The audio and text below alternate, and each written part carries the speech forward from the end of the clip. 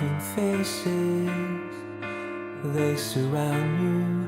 Who do you wanna be? And the traces of all those worn out faces, they misguide you and tell you who to be. Look at how your friends found another way of getting older. They don't understand that those times back then are faded memories. Those petty complications raise the questions about who you wanna be. Look at all around you, at all those moving places, pass right by you. Where do you wanna be? But find out what they meant when they said you should be getting older. It's just not the same when pretend became a life you couldn't see, a future that erases and disgraces who you wanna be. And the spaces taken up by empty cases, they remind you of who you wanna be.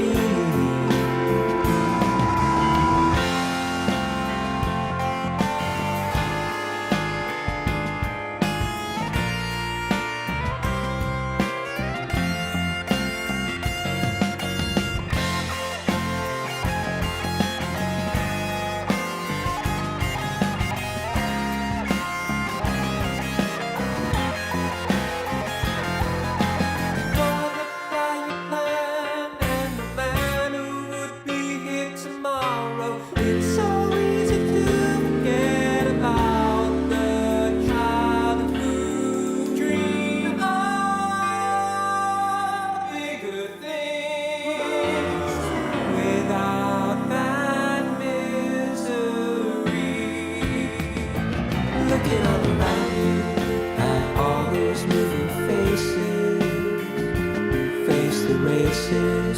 Who do you wanna be? And the traces of all those worn out faces, ask the question, who do you wanna be? Look at all around you at all those moving faces, face the races. Who do you wanna be? And the traces of all those worn out faces, ask the question, who do you wanna be? Look at all around you at all those moving faces, face the races. Who do you wanna be? And the traces of all those worn out faces, ask the question, who do you wanna be?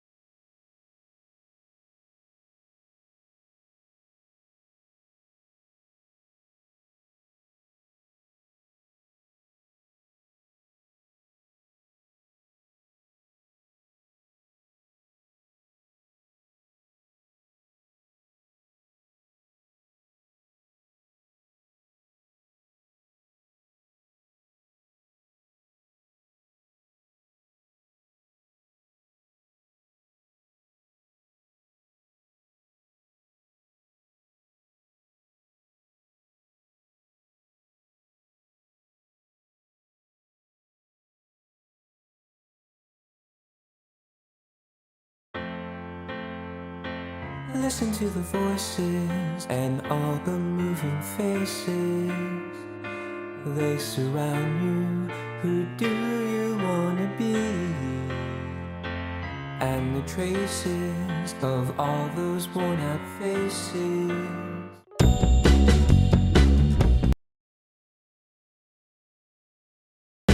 Faim de toi, tu sais que j'ai besoin. J'ai faim, oui j'ai faim de toi, pas d'autre, pas moi.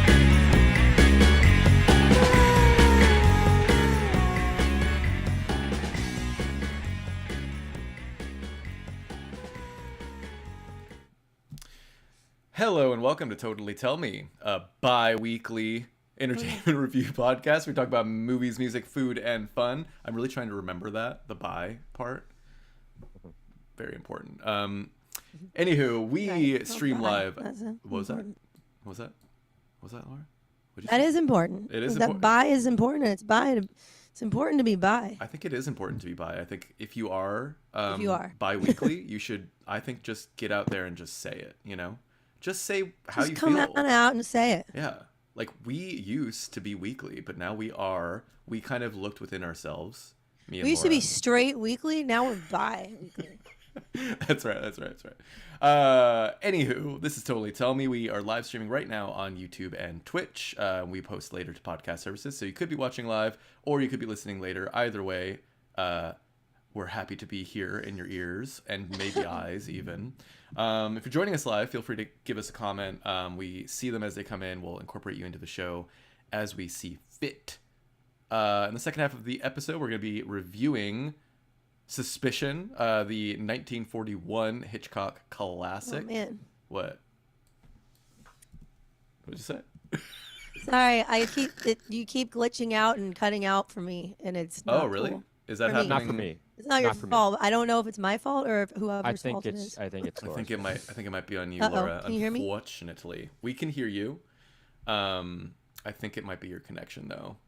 But I'm just gonna keep on rambling as What you. I might need to- connection? My connection was. Okay, should I exit and come back? If you so wish. I mean, your connection might just get better. It seems to be getting worse. Oh, really? Okay, Well, here, but if I Couldn't get exit, is much that gonna mess you guys up? Sorry, everyone. that's fine. Just exit, and I'll, I'll introduce our guest here, which I was gonna do anyways. So if you gotta go, Okay. you gotta go, and then come on back and do your thing. But today, Laura and I are joined by Nicky Weinbach, who currently is sort of half of a head in one box and half of a head in another, as Laura has left the meeting. But she'll return, and then Nicky will sort of be back to his full-bodied self. Oh, is that what's happening right now? I'm in part of a box and another part of a box. Yeah, which is, I kind of like it actually. It's sort of like your nose is poking up over. It's sort of like we see this part of your face. Yeah, actually, that's working.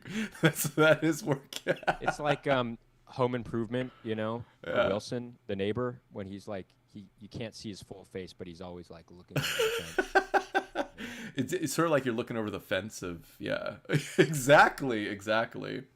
It's looking great. Nicky, how are you? Welcome back to the show. Of course, Nicky is Laura's brother, but also a New York-based musician. You were hearing Nicky, actually, as part of his band, Silhouette City, with his brother, Max Weinbach, who's also been on the show here and there through the years. So, Nicky, what is up? How's it going? It's going. Mm-hmm. As I talked to you earlier today about, pretty tired today, but I've been editing this short film that I shot in the fall of last year, Mm-hmm. and I'm almost done with it. I'm looking forward to finishing. Dominic was very, very gracious and nice to have donated to the GoFundMe for that for this short film project, and Hell yeah. I'm looking forward to sharing it with people. Are you at a place where you'll say what the title is, or is that information? I think it's going to be called Alvin. Okay, cool. I just wasn't sure, if that's like public knowledge or not. No, that's fine. It's funny. So I had to cast a lot of kids for this short film, Mhm. and one of the mothers of the kids has asked me a few times over the past several months for footage of her daughter for her reel, Mm. and I'm like, every time I'm like, it's not ready, it's not ready yet, for me to share with you. Mhm. And then at this point, I'm like stressing out about it. That I guess I could give her the footage, but now I'm thinking, I don't know if I feel comfortable giving her footage for this thing that hasn't been released yet. What do you think? You could put a watermark on it, you know. Oh yeah. Yeah. You could put like a little watermark, or just make it really clear, like, look, this is not released. You can only use this in reels that you share privately or something like that, you know. Right. Just sort of lay down the law, you know. Just Yeah. sort of I mean, I told her like it's not going to be like the final color on it is not going to be the right thing, but I guess they want it anyway. I mean, look, if they want it, they want it, you know. They just like, it's like, I guess so. Yeah. they're not going to get the final product. If they don't want to wait for it, you know. I'll tell you this though. Don't work with kids. It's a pain. I mean, they say look, that. It was. Look, the main kid we cast was really good. He was a natural, and I barely had to direct him actually. Mm-hmm. But there was one girl we cast, and it was. Well, I shouldn't be saying this live. Never mind. What? They were all Say it great. live.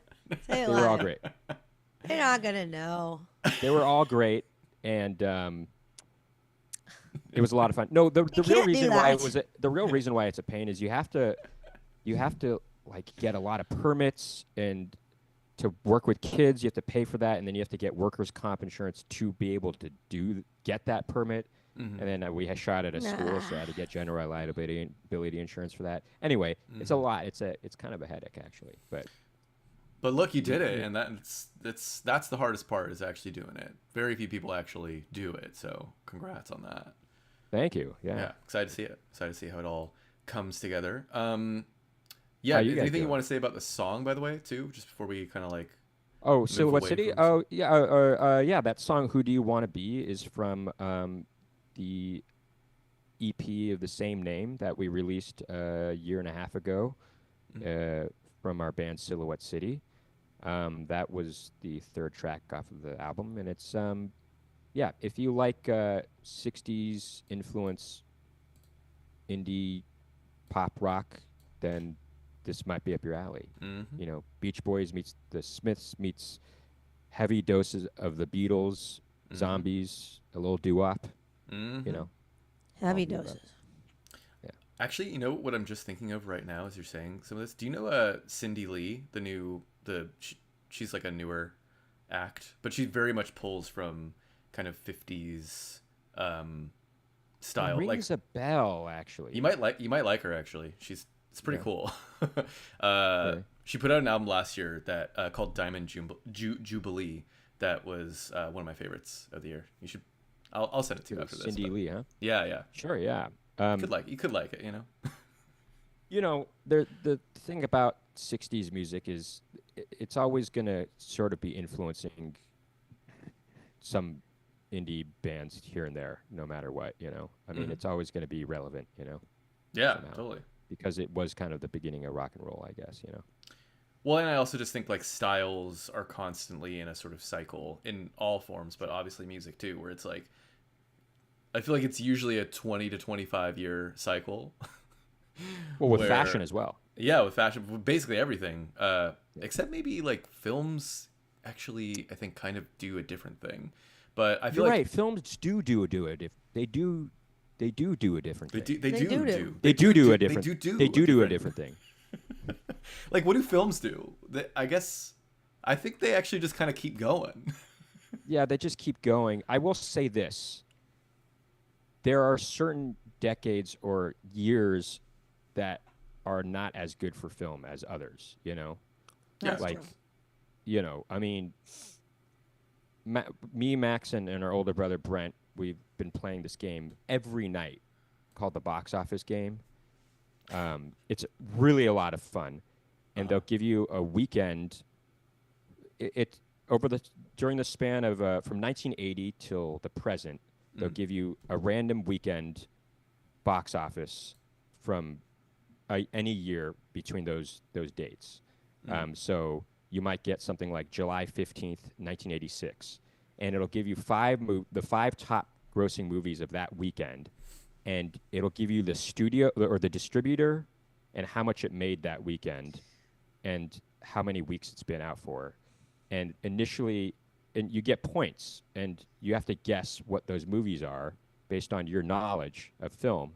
And you can reveal more hints, but every hint you reveal, you lose points. So you can reveal the genre, that you lose 5 points for that, and you can reveal the lead actor that you lose 40 points for that, and so on and so forth. Wow, I actually think I would suck at that game. I mean, me and Brent and I, and me, Max, and Brent are really good at this kind of stuff, and Brent and I actually have gotten the highest score so far. That it's the highest possible score is 1,200, and we both have gotten 1155, which is. So Laura just don't do that, right? She just don't do that. I got into a little bit of it during Christmas. Oh, okay, okay. My But point not I was really, making was, man, the 80s had some great years for film. I mean, really, I know like people shoot down the 80s as when like Hollywood became a big thing again, but there are some really good movies from the 80s. I mean, it's a great decade for film. Of course. I feel like actually every decade has a decade. Like, I don't think we ever went a decade with bad movies, It's just like years here and there, but whatever that, I don't know I if would you've say ever the heard- early 2000, like the kind of around 2005 to 2010, horrible. Like that's when not really actually 2002 to 2000. It's like when 2010, basically when movies started using that really bad frame rate style where it was like fast but then slow at the same time. Like a good example of this would be, I don't know I think maybe Gladiator or one of those bad quote unquote period piece movies, That's but they from use 2000. really, it's just the most cringeworthy kind of camera effect that you could possibly imagine. And you would see it in how like the CG looks or something. no, it would be like they would do this for dramatic effect where it would be almost the entire movie would be like as if it was going fast but then somehow slow at the same time. I don't know how to explain it. But it just looked terrible, absolutely horrible. And it was in a lot of these kind of period piece action movies, that were kind of popular at the time. And of course, the CG factor was terrible at the time too. Everything looked like just a bad PlayStation 1 game. It was just horrible. She speaks the truth. It does not. She It speaks does the not truth. pass the test of. I don't know how anybody in the Well- public was down to accept such. Just Well, we have hideousness. realized doing this box office game, that those years in the mid 2000s were the worst years for Oh, yeah. film because you see a lot of these summer blockbuster hits that we look at them. I'm like, I've never heard of this movie. So all of them are forgettable, yet they were big blockbuster hits. Whereas if you look at a summer from the like, I'll tell you this: in 1986, in the summer, this was one of the weekends we got. The top 5 films are all iconic films. Number 1 at the box office was Stand By Me. Number 2 was Top Gun. And look, that's not my favorite movie, but it is a huge hit. And then number 3 was pretty The good movie. Fly. Number 3 was The movie. Fly. Number 4 was Aliens. Right. And number 4 was Karate Kid 2. And number 5 was Aliens. All of those are iconic movies, But if you look at the mid 2000s, you see some kind of, some rom-com you'll never think about again, like 10 Things I Hate About You, But I feel Well, like there's that one always like, as far as popular movies AKA go, 10 Things I Hate About This Movie. Just kidding. I've never actually seen it. I actually saw it pretty recently. Oh my god. It's not very good. No offense to Kate Hudson and Matthew McConaughey. right. No offense to the Dream Team.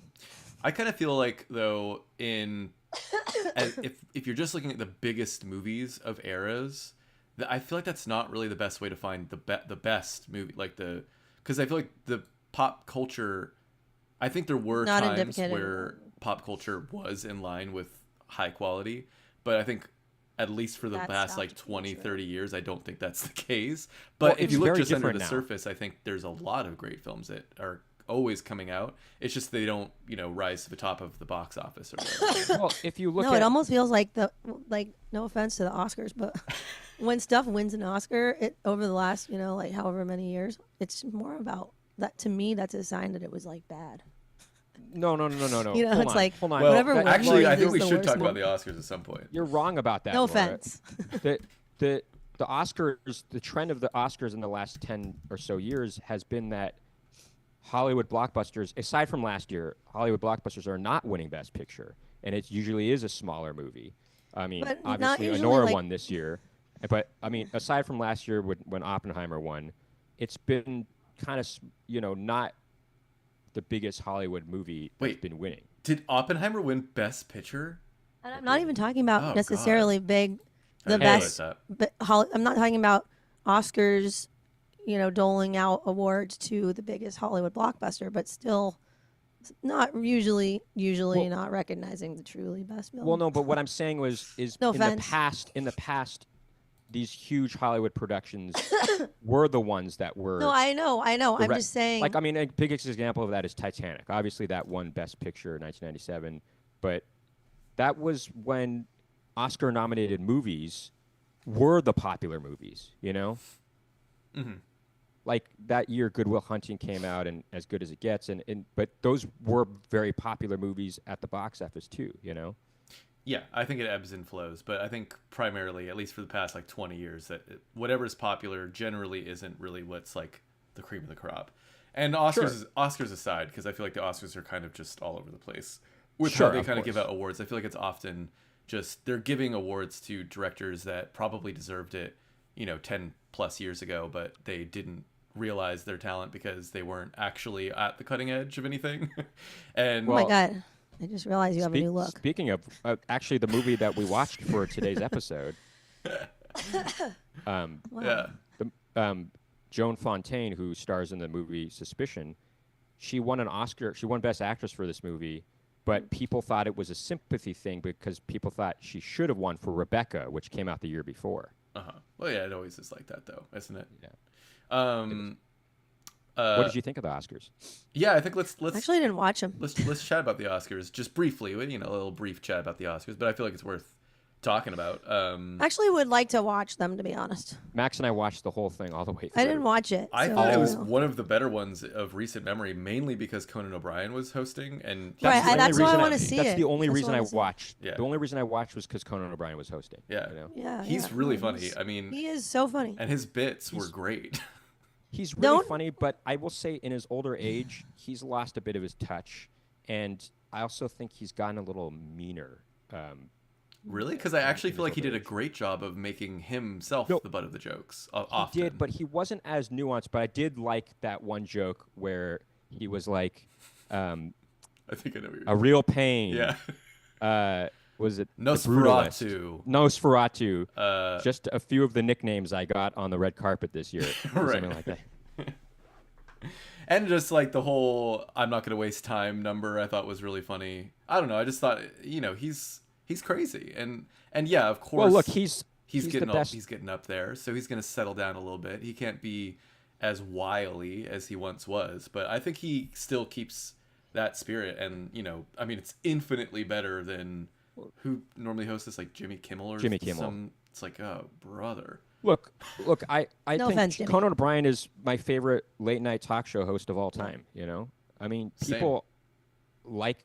I mean, I guess that's very much for our generation, but people often say David Letterman or somebody like that, but for us, it's Conan. Well, Conan's the funniest. I mean, He come is. on. He's just also- hands down. Yeah. He's also It's just there's no strikes contest. the perfect balance of when he's interviewing somebody of letting them talk, but also interjecting his own humor into that interview. Yeah. Oh, he's a great interviewer. But yeah, so outside of course, Conan killing it, I feel like. Wait, don't. What? Don't waste. I haven't seen that. I don't know stuff. But you know who won stuff. But I right? was just gonna talk about I who only- won. You don't want to I know actually- who won? I only know that Honora won Best Picture. I don't really know the other ones. Oh boy! really? Oh my I mean, this is just gosh. like news, Oh, fine. At this I point, mean, this is like Honora- a week old. Honora I guess didn't I just don't care win Best because you know what? Picture, It Oh, swept almost yeah, all right. of its I categories. heard that it swept. Well, here, look it. Fine. You Sean can Baker talk won about. 4 Oscars. That was a big news. It's so crazy that he He would won win Best for- Editor. I love you being like, wait, no spoilers to like a live event Because that I happened want a week ago. Well, at the same time, honestly, I only want to watch it for two things: Conan and the clothes. Well, yeah, we're not. I mean, we're not talking specifics about Conan. No, no. And No, I know. I Okay. don't even know what to tell you about who wears what and what wears who. You know. Well, I'll tell you missed the this: point, then, Timothy child. You Chalamet's missed the point. suit was not Child. working. Wait, what suit wasn't working? Timothy Chalamet's suit was not working. He was looking a little bit like a popsicle, wasn't he? Are you going It for a was- it Timothy was- Chalamet look right now, Dominic? I'm just curious. No, Do you mean my mustache? Is this shocking you? Is this a bit well, much I for just you? feel that there is a bit of a sort of a Chalamet Well, first of all, Vissé. Chalamet Vissé. Short for visage. I decided I would take a leap into the mustache world at the dawn of 2025. So really, this has been something that I've been working through and working on for three going on 3 months now at this point. But Wow. I will say though, Wait. I sort of adjust here and there.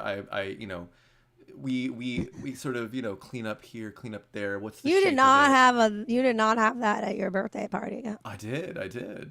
My Oh, character happy had a belated mustache. birthday! Thanks, Oh thanks. shit! It was in I guess I February, didn't right? notice because you were dressed in a different way. There was a lot of other things going on in Right. my face besides a mustache. Yeah. No, I thought you had a beard at that because I remember thinking like, oh, he's a bearded lady. No. Pretty much exactly this. I mean, Really? I kind of didn't want to shave my mustache. I was like, I've shaved. I didn't fully shave, but I got like a really close on everything else but my mustache. I was just like, I can't do it. I've already. Wait, committed to you this did not mustache have a look. mustache at our show. I absolutely did. No. It's so funny that you Laura has a bad memory, though. look at the pictures. Look at the pictures. Actually, I'm gonna find a picture right now because I think it'd be I'm gonna funny to sort of. By the way, I just wanted to point out because I'm looking at the comments. Yeah. Gemma Leslie complimented our EP. Said it's a great EP. Thank you so much, Gemma Leslie, for that compliment. Now, okay, I will say, look, I'm finding a picture of myself that was posted, and I will say that the mustache was a little, it was a little subdued, but it is there. It is there. Laura, Laura's not looking. If you want to go ahead. I'm looking. If we want to do a side by Yeah, side. I guess it is there, but it's like it's more subdued. It's a subdued, but it's there. I was working on it. This is That's a work in subdued. progress. Almost doesn't quite look like you, Dominic. It's a work in progress. Well, look, maybe I have to kind of like. Do you think you'll ever go back to like a non-mustache look? Or? How's No, that? Is that that's better? not. You're doing it the wrong direction. Oh, well, I mean, just reverse it in your head. At any rate, will Oh, I ever okay. go back That- to a non-mustache? That look? did look. What? No, I just reversed it in my head. And I was like, oh, that did look alike. Okay, I will good. say, going back to the Oscars, Yeah. it was incredibly long. I mean, it was almost 4 hours long. They're always long, yeah. But also, I did think that there was that Bond thing, Oh yeah, that was kind of bizarre. That was bizarre. I wanted to say this. You know how they opened with Cynthia Erivo and Ariana Grande singing. Mm-hmm. I actually did see that part. Ariana Grande was like out of tune sometimes. I thought Cynthia Erivo really blew her out of the water. It was like she upstaged her by miles, I thought. Like Cynthia Erivo had so much better vocal control and breath control than Ariana Grande. Nobody seems to be commenting on that. I can understand that Ariana Grande might have been nervous in the situation. It's a nerve-wracking thing. Mm-hmm. But Cynthia Erivo, it just seemed like she was way more of a pro than Ariana Grande in this. No? Am I wrong? Honestly, I wasn't. I wouldn't really. It's like, who cares? Much of it. I was just sort of like that was just sort of washing over me as a sort of. Look, Yeah. I'm just going like to a tell body you, scrub I don't, kind of- I don't care for Wicked. It was a bit of a body as scrub, a if you ask musical. me. I don't care for Wicked as a musical. In fact, It was a I bit don't of a really, butt scrub, if you ask me. No offense. I don't really care for Stephen Shorts. It was a But- bit of it was a bit of a crack floss. No offense, but keep going. Sure, I mean it By was that a I mean crack butt floss, crack. No you know? offense. But Well, okay. I mean, But I mean, didn't it was seem great. like- It was it great. seemed like I loved it. Ariana Grande sang, and Max and I were just thinking, "Ooh, she's kind of a little pitchy here." And then Cynthia Erivo starts singing. We're like, "Oh, wow, she is just way more controlled than Ariana Grande." But hey, she's a lot older than her, so For me, the biggest upset was, and not even like I really actually think that Mickey Madison was not also amazing, but the fact that there wasn't a little bit of love for Demi Moore in a kind of like a moment where I feel like, will she have another moment? Like, who knows? And I thought it was kind of cool that she was nominated for, obviously I love The Substance. I know Laura feels different, but even outside of whether you loved it or not, I think it just would have been fun to have watched a Demi Moore speech. I kind of just wanted it for the entertainment value of it. What do you think that would have been like? What would she have said? I want to thank my blind friend, Alec Baldwin. Well, who's blind and I want to thank my goes out to all the blind ex-husband, Bruce people. Willis, who is, he's as bald as they get, but as great as they come. Wait, doesn't he have a condition now that's not good? Or He like does, He does have like dementia, yeah. Oh, that's Or- don't that is fuck sad. with him. I don't think this was a I'm just fucking joking. with. I'm just trying. Yeah, that wasn't a fucking with. That was sort of just like a sort of a light jest. You in know his I'm fucking general with direction. you. you know I'm joking here. Yeah. No, but in a way I'm not though, because it's like he's got dementia. That's just. Oh, sorry, Gemma Leslie, that I said that about Wicked. I'm just, hey, it's not my cup of tea. What can I say? Sorry. I, no offense, do not like Wicked. Did not like Wicked at all. I didn't see the movie. I've only seen the stage production. I saw the movie. And don't worry about it. Don't worry about it. Oh, I'm not worrying about it. I'm not I worrying know, about it. I'm just kidding. I knew you weren't worrying about it. But I will It's just say not this. for us. Kieran Culkin's speech what'd you think? Pretty funny or what? Didn't see that. I liked his speech. Laura, we know you didn't see it. Yeah, he was cool. It did make me think, man, he was the younger brother of Macaulay Culkin, and now he's winning an Oscar. You just said Macaulay Culkin. Macaulay Culkin. He's the younger brother of Macaulay Culkin. He's having his brother. moment. Oh, good. Thank God, Gemma. He's I was a definitely little the more worried relevant there for a Culkin second. right now. I was worried that Gemma actually liked Wicked, and I thought, that's a bit off base. Because Yeah. Okay, that's okay. If you talk about a comment though, just say what Sorry. the comment is. Just so I that- was saying, yeah. Gemma said, no, I hated Wicked, Nikki. Just thank you for clarifying, Gemma, because I was honestly thinking some thoughts about you at that moment. No offense. And then Weird Artifact said, new nickname, Wicked Nikki. And by the way, anybody who likes Wicked, it's all good. Just do your thing. Oh, they have the free and clear to continue just moving forward. I pardon you. It's all right, and I you pardon can thee. proceed. You may proceed. You may proceed with shame, but carry on. Yeah. Shame. Shame. Proceed. Here's the last thing I'll say about the Oscars. I thought Adrian Brody's speech was annoying It was drawn out. because if you didn't watch the Oscars, Laura, I'm going to bring you up to speed here. Unfortunately, was this will be annoying, a yeah. slight I heard he had a spoiler. very long. I know he had a long speech, but I didn't see it. He just, he basically, like, the music started playing him off, and he was like, excuse me, can you please turn that off? I've done this before. Let's turn off the music. And then they turned off the Said I've music. done this before. Well, Yeah, but he did. Also, not just when he did that, he said, "Don't worry, I'm not going to take too long." Yeah, I'm not and then gonna-" he went and I'm 5 like, and then he more proceeded minutes. to take way too long. Yeah, you yeah, know? that was part of Laura. He was like, I'll make this brief. And then that wasn't even like a quarter of his speech of what he just said. He went on for so much longer. I was like, Was he just What are you naming talking names, about? or was he just like, the meaning of life was so futile He until was saying now? And it's all da-da-da-da, about that sort love. of thing, or? Basically, he was like, "Can we Oh, all so just he was get like along?" trying to, basically, he you was know? trying to like make a statement of sorts. oh, and then he was Kind talking of. about, he was just talking about so many things. He was like, oh, you always just got to kind of keep going in the face of it all. And like, I did this and I did that to get here. And I was just like, oh, brother, like, who cares? Right, I know. Yeah, you got to make it funny, or unless you really have it tight and well Wait, written. okay, here's the thing. Did you guys see Timothy Chalamet's speech at I think it was the SAG Awards or whatever? The There's- Saggy Balls yeah. Award. Timothy Chalamet. What is The Saggy Balls I Award? can't even replicate how you mispronounced his name. Chalamet. Timothy Chalamet. I think you said Chalamet. No, I didn't. I said, did you say Timothy Chalamet's speech? No, it's fine. I did though, and I thought that was kind of annoying too. But I That kind of was get just it. what? Whatever. I didn't. I want don't to know what be you're one of talking the about. greats. You get that? I don't get it. Well, to I bring mean, like, Nikki up to speed, basically, Timothy Chalamet Oh gave a my speech at God. the Golden Globes because he won Oh, Best Golden Actor at Golden Globes, or was it Golden? Whatever. He at an Was award it show. the Golden Globes or the saggy balls? It could have I been the wanna- SAG Awards, yeah, the SAG Balls Award. But anyways, like in the speech, he was kind of like, "Yeah, this is cool, but this is really just like a stepping stone towards what I'm really working for, which is to be one of the greats of Hollywood." Basically, he was just like, he was That just is like, so I pompous. am That's ready so to pompous, be, yeah. I'm ready to be like the There's one. no humility in that. In that. Zero It's just humility. it's just an outrage. I feel. It's kind of But annoying. I also It's felt. like, God, it's like, can't you just go back to being Elio? He was so cool. I know. He Just be seemed like he was Elio. going to be Elio a was really the cool... only. He did seem like he was going to be a cool Yeah. guy. like, But Or then you even in start- the King.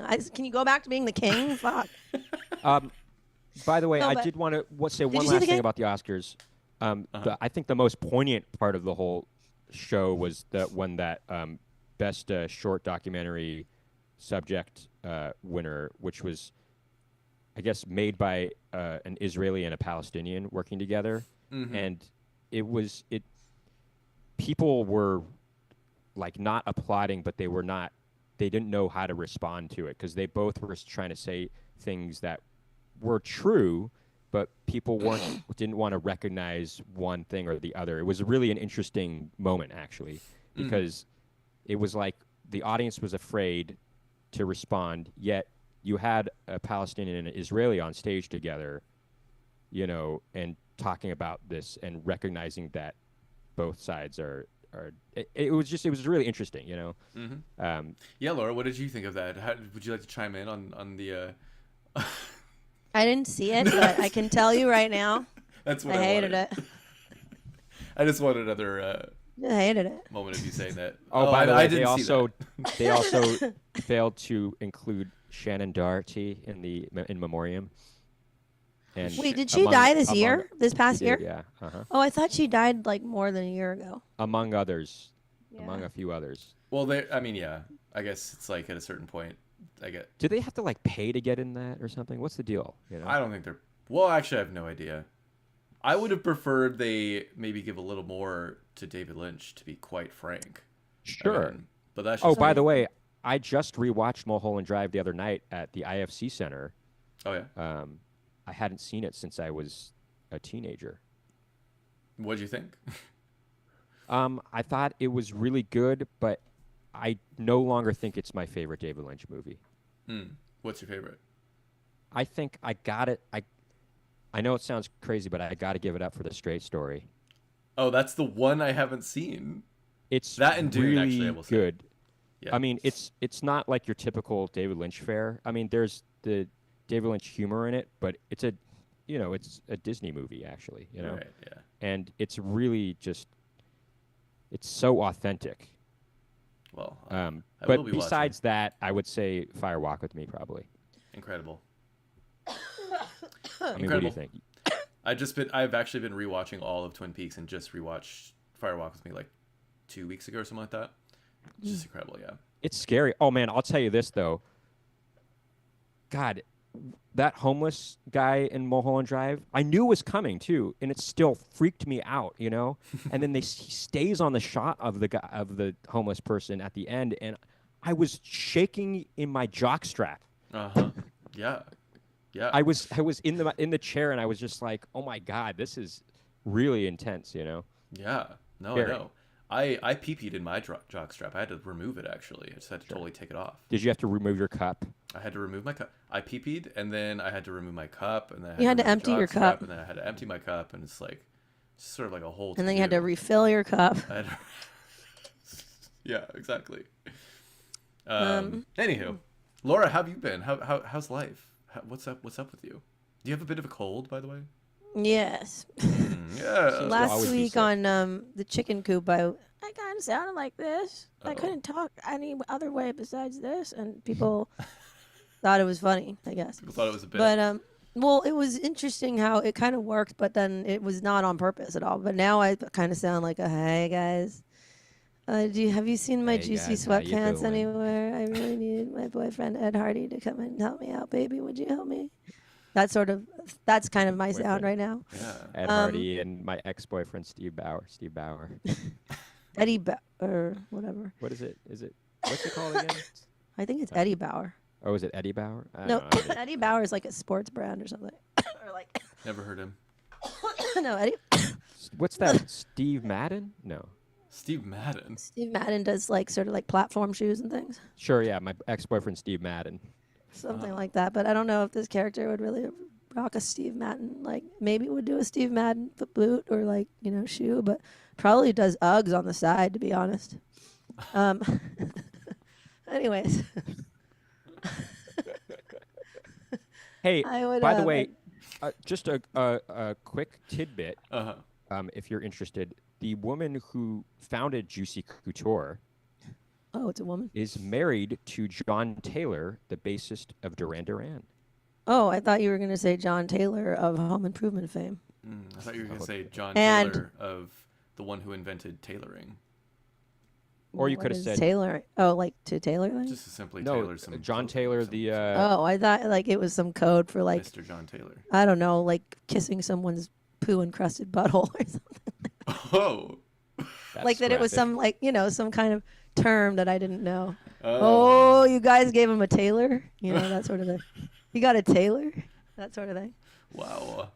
I don't know. I'm just Oh, just well, actually, I spitballing could, here. I could sort of think of like Taylor, sort of. It's like a tail, like maybe No, a bit of a dangly. Right. Yeah. You know. yeah. Tail well, I actually or think otherwise. your coattails. I think that's probably it all Taylor. plays into it. It's all Well, It all- coattails could be a sort of euphemism for maybe a couple hangers. You know what I'm talking Like about? Dingleberry. Yeah, like Dingleberry a wise. couple dingleberries sort of hanging low. Are dingleberries is hanger a euphemism for dingleberry? I don't know. I just, I mean, they're hanging, just aren't kind- they? You just spatballed that That's out. spatballs. Is he just spatball that out? Yeah, right. I mean, it could be. Look, whatever. Well, yeah. But other than that, I've been like whatever. How about you? I've been good. Yeah, whatever. Have you guys been watching? Have you been watching White Lotus at all? Do you I care have. about that watched show? the first 2 episodes. I care about it. Oh, good. I watched the first 2 episodes, and right before this, I was in the middle of watching the 3rd episode, Mhm. but I will say I'm not as interested as I was for the first 2 seasons, and the first season was I was the most interested in. Mm-hmm. But I think that's a common mean- sentiment, but I kind of feel like they might just be playing the long game here. Like I'm kind of just in regardless. Like, and I am I'm pretty in. entertained. Like, Sure, but they do Wait, seem to wait, have the that- same does the new episode archetypes come out tonight? character-wise. Yeah. No? I'm excited. The character arc. Wait, sorry. What did you say, Nikki? They seem to have the same kind of character types in every episode, every season, Well, that may be true, but I feel like especially with like the Patrick Schwarzenegger character. Oh, you mean Patrick Yeah. Swayze? there's kind of always a like a really annoying bro type. right? But Wait a minute. Is he the owner But they of are- Blaze Pizza in LA, the one that our dad really likes? He was, but I think that he sold it. Wow, that's the guy. In case you didn't know, our very own White Lotus star owns Blaze Pizza. In case Well, you but didn't he's know. also the son of He's a son of a Arnold. bitch. Arnold. Arnold. Isn't it crazy that he's the son of Blaze Arnold and he Pizza, just sounds? as in the chain Blaze Pizza? Or As in the chain, yeah. Oh, okay. Wait, so he was the previous owner of that? He started it Man, all. I tell you, this talk about Blaze Pizza is making me hungry right now. Wait, and then I gotta say one last thing on this. This is like a staple of like a favorites of your father's or something? Our dad really likes it because you can just get unlimited toppings, and so he just piles them on like there's no tomorrow. I mean, because I've It's seen a Blaze ridiculous. pizza, but it's just sort of like they just blaze it out. And Well, then you it's blaze a it in. wood-fired pizza. It's like good, but it's not like I mean, I'm it's not, like whatever. Right. I'm not like No, but he goes thinking there about and he'll Blaze just pizza. It ain't Oh, be no like, New York pile pizza." on the prosciutto and the bacon. Give me a lot. I want a lot. Oh my God! He just gets so much. It's just a pile of gunk by the time it's done. Yeah. When we were It's like, what do you?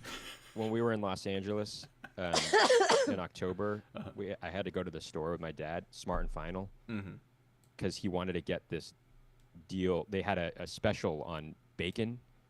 Oh my and god, you he got bought like like four packs of bacon for $1. Well, no, I heard that he got 10 packs. Hold on, let me finish. Oh, sorry.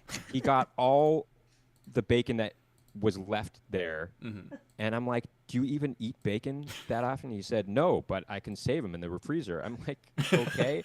And then I said, I had to be somewhere. I'm like, okay, so we're going back home now, right? And he's like, well, let's just go to this other semifinal, and I want to get the bacon there too. And I'm like, what? This is insane, you know? Wait, And wait, this wait. is like rush hour too. This is And what Why my couldn't childhood he just was have like. gotten all of the bacon at the one, though? This is because He he did. He got got all the all bacon of the at the rest of the one, bacon and that it was was not at the enough one. for him. Oh, it And was. he wanted to go to the other one and get Oh, bunch wow. there. And I'm like, you don't even eat bacon that often. It's just crazy, you know? Wait, also. This is what my Smart childhood Final was sells like. bacon? Oh yeah, they sell Oh, it yeah. all. Am I confused by what a Smart and Final is? I thought a Smart and Final is like staples and furniture and whatnot. No, You are Smart and Final You are is like confused about what a smart you are final is. confused. Oh, okay. I'm looking it up right now. Oh, this is not. I just thought it was It's like a sort of Costco type-ish place, you know? But it's like a smaller than Costco. Yes. Costco. Yeah, it's like a It's like smaller a Costco. bulk thing. I thought a you bulk. get like your paper and plastics here, sort of. Well, like you a, get sort of your restaurant You can- supplies there. You can get like paper plates and plastic forks and knives, but you can also get napkins. a lot of bacon. I mean, Well, not enough bacon apparently, but Oh, and he had to get this special kind of creamer too. I mean, it was ridiculous. Oh, what kind of Dude, creamer we're is he rocking? I don't know. What kind of creamer It was are like- you guys Coffee rocking? mate. Actually, I don't I'm drink rocking. coffee. I rock a half and half straight up these days. it's a straight up half and half. But to be honest, I could get back into a nut pod. A nut pod.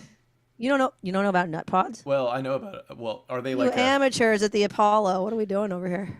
wait? This is a. It's similar to a like a Nes. Oh, not a Nespresso. Like a those little things that you peel open and you pour 'em? Absolutely not. Oh, okay. Well then, enlighten me on. No, it's a Your nut nut pod. milk. It's a nut milk of sorts, Well, sure. but it tastes good. Does it come? How does it come? It comes in a small carton. Okay, small carton. Okay. And now, is this like a sweetened? It's not milk? really. It's like it's not sweetened per se, but it's sweet enough. So And they have it in various flavors. They have a marshmallow flavor. I would recommend it. that sounds like it's gonna be sweet. It's not too sweet. Okay. It's toot sweet. No, Okay. it's not. It's not too sweet. I swear. It's just the perfect amount. Okay. It's like I think they might use like maybe macadamia nut milk, or it might be even almond milk, but it's not. It's just the right amount. Trust me on this. So this is sort of just like a mysterious nut that you get. No, I forget what it is, but there's also a vanilla flavored one that's very good, and there's various ones, and it's just I really recommend it. Really recommend it. It's the best. I'll tell you, this talk about coffee is, no offense, losing my interest fast. You don't. So you I don't don't- drink coffee? Do you do tea, or you just are off that? He stuff? does nothing. You're I just don't off do that stuff. drugs. No, seriously, I only drink water because stuff gives me heartburn easily. Mm. But I mean, not as Too much as bad. it used to when I was in my 20s actually. But I just don't even like the taste of coffee. That's I feel a laxative coffee. You know? Yeah. Oh yeah. I mean, And, it is. I don't Dominic, wanna- get a nut pod, would you, please? Maybe But, Trust me, and then report back. Report back. tea, you know, I would have. I mean, look, I'm allergic to a lot of things too, so I can't even have tea really. It's unfortunate, but hey.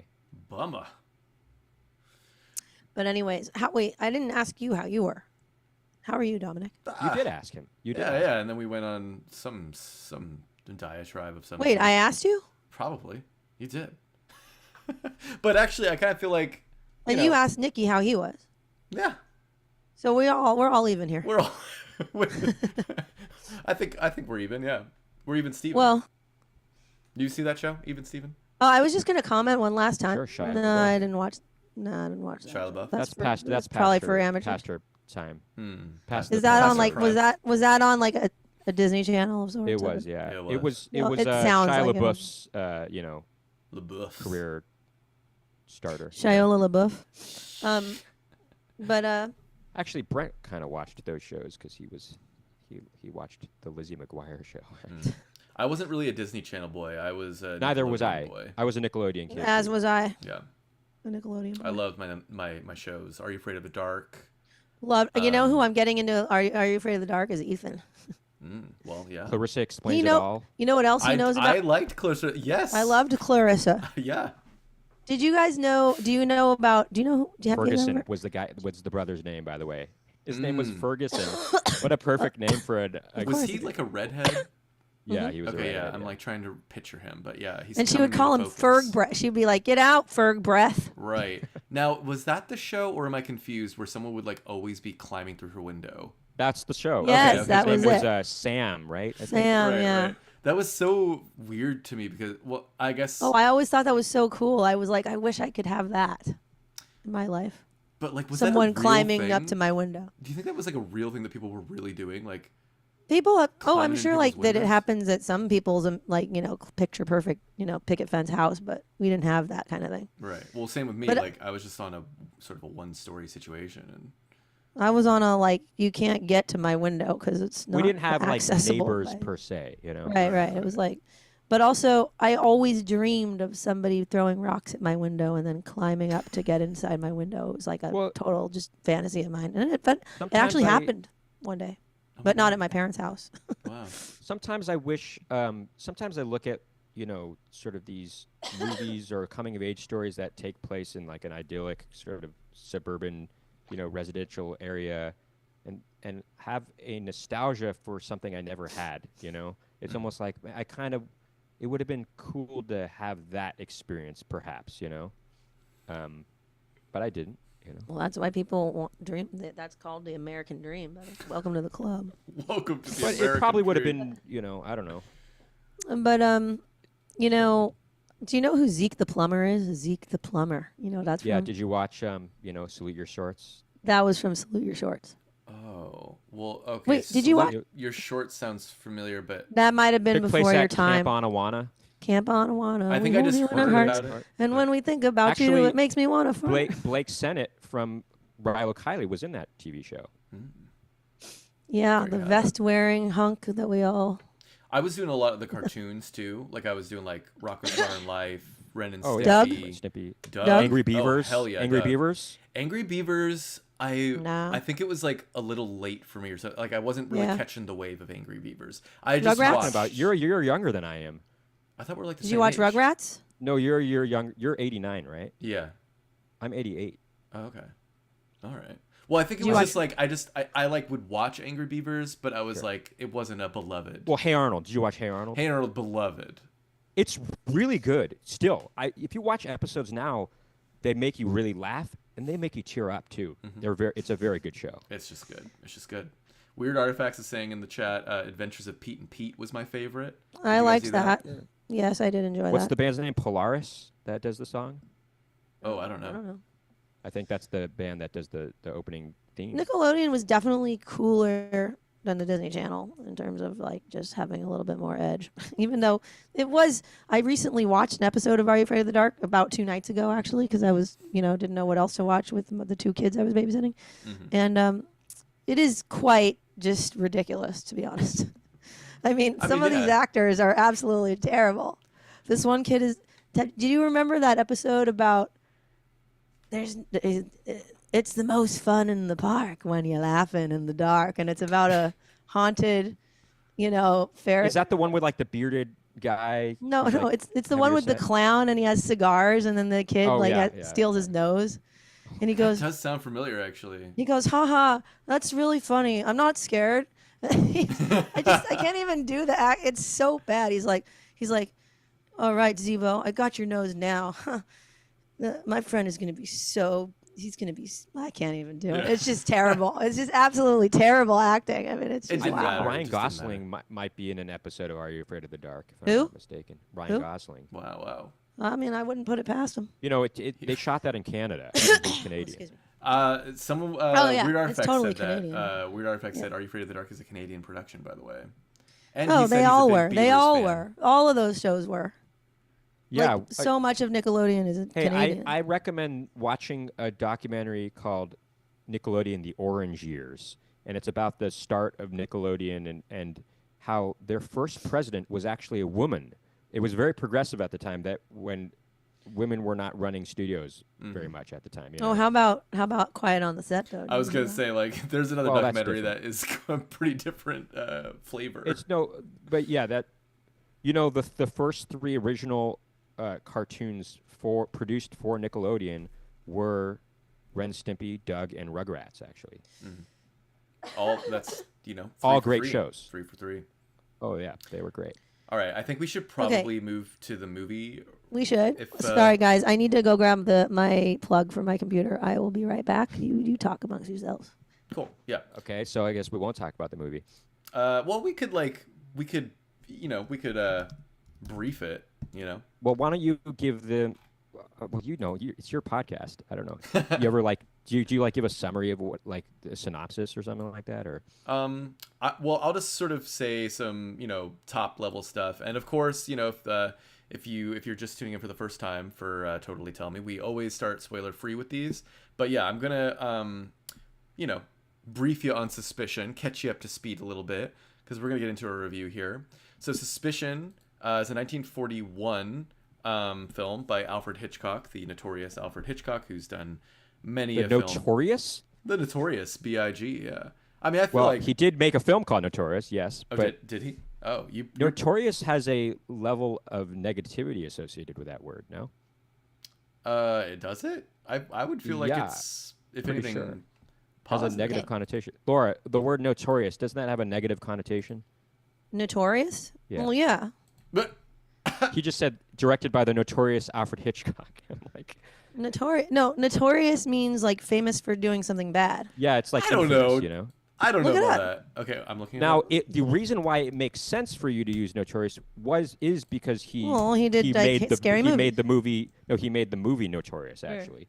But Oh, But you know, no, that it doesn't. it does sound weird to say the notorious Alfred Hitchcock. All right. Well, look, famous or well known, typically for some bad quality or deed. Well, Yes.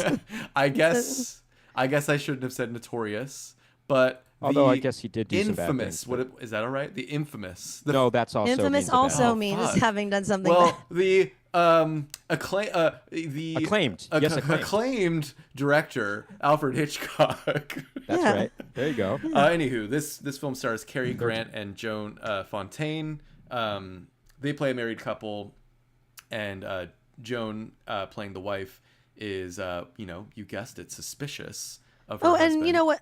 Sorry to ahead. interject for a second. Weird Artifact said Hitchcock is notorious for throwing birds at an actress. In fact, he actually is kind of a notorious No, guy he because is. Well, that's he what is known for being an abusive director. That's not that's just that's what I was alluding Yeah. to, was especially during the birds actually. right. with No, Jimi he did. Hendrix, He yeah. did. Or, Do some stuff apparently that I've heard. Well, Anyway. that is true, but I think I meant That's it not what more- his intention was. Yeah. I just meant What? it that That's he's not made what many famous Dominic's films. Okay, so then you used it incorrectly. Yeah, No offense. acclaimed. Look, Okay. I no need to retract. harp on it. I retract my statement. I'm on Well, my. you can also apology just tour. you can also redefine your statement. I did by saying. No, but I mean you could say I didn't mean notorious the way I originally intended, but now I do reclaim it and attach the new meaning of it, which is that yes, he's acclaimed, but he's also a notorious Big. I think He's what also I'll a do, notorious director, meaning the director of the movie Notorious. Anyway, yeah, I'm gonna write a sort of. Write an I'm essay. gonna write a little essay in my notes app, and then I'm gonna screenshot that. I'm gonna put it out as a sort of press release statement about the error of my ways of saying notorious in reference to Alfred Hitchcock. And I just hope that we can all move forward from here, and that I can be forgiven for what I've done, but not forgotten. I think it's important that we don't forget the things in my past that I've made mistakes on, such as calling Alfred Hitchcock notorious. mistakes were made. Mistakes were made. Mistakes were made. As Nixon Right, but infamously said. Anywho, so she's suspicious of her husband. I feel like maybe let's just leave it there as to what she might be suspicious about. But She grows more and more suspicious. yes, and it's based on a novel called Before the Fact, a 1932 novel by Francis Eels. Anywho, here we go. That's where we stand. Suspicion. 1941. Nikki, as the guest of honor here, let's start with you. What are your thoughts on the film? We've all seen it. And again, we won't go into spoilers, so we're just going to kind of talk like top level. We're not going to talk Sure. the plot itself for now. But yeah. I'll preface by saying I am a huge Alfred Hitchcock fan Mm-hmm. of his personal work. No, just kidding.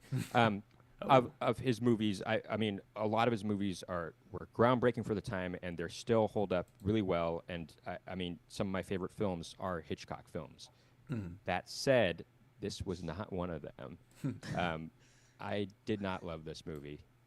It just was kind of bizarre. It was bizarre to me, and I thought, I mean, this isn't really a spoiler, but gosh, the music was so overused in this. It just was every single scene. It was just, oh my God, this is insane. And I mean, let's tone this down a bit, you know? I just So you hadn't seen this film before? I hadn't seen it before. I thought you had seen it. No, I hadn't. Oh, I thought you were like recommending it basically. Oh, I wasn't. No, I said it because I wanted to see it. You know, should I have recommended something that No, I had seen? no, not at all. Otherwise, I would have picked a different Hitchcock film. But I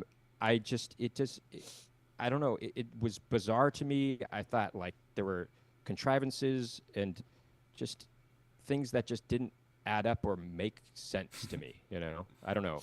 Anyway, those are my overall thoughts. No offense, Hitchcock, but this was not your best work. Laura, what did you think of Suspicion?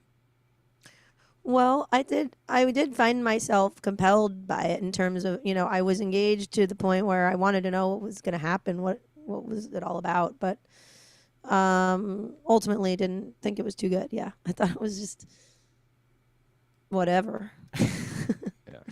But I did enjoy a couple things about it, you know. I liked I don't know, just some of the decor and stuff. And Sure.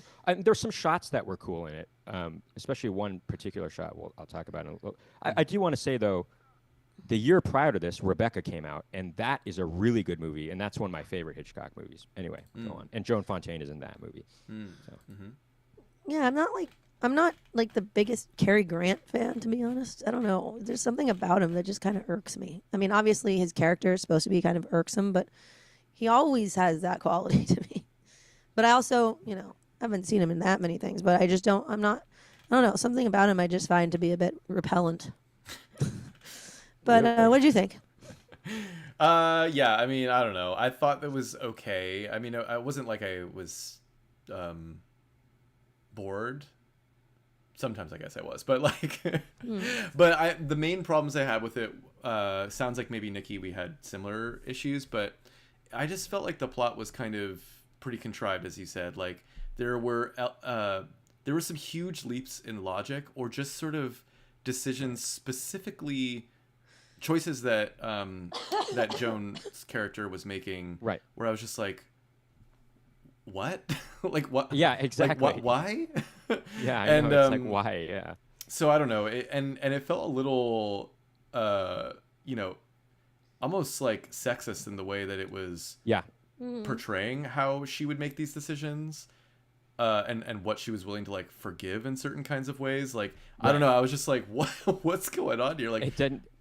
yeah. I think the execution failed on in that respect. I think, like, you know, in the beginning, it's set up that she's kind of this bookish girl who's probably hasn't had a relationship before, and you know, she might be more susceptible to falling in love easily and falling for a guy that might be unsavory, and she might not know it or want to forgive him. But I think they could have done a better job of, you know, bringing that or nailing that, you know, that idea into our heads or something like, or whatever the expression is. You know, I mean, I think they could have done a better job bringing that home. You know, like making us aware, like, of the intricacies of her personality and her psyche. You know. Yeah, because she's pretty surface level, and yeah, like, I don't know.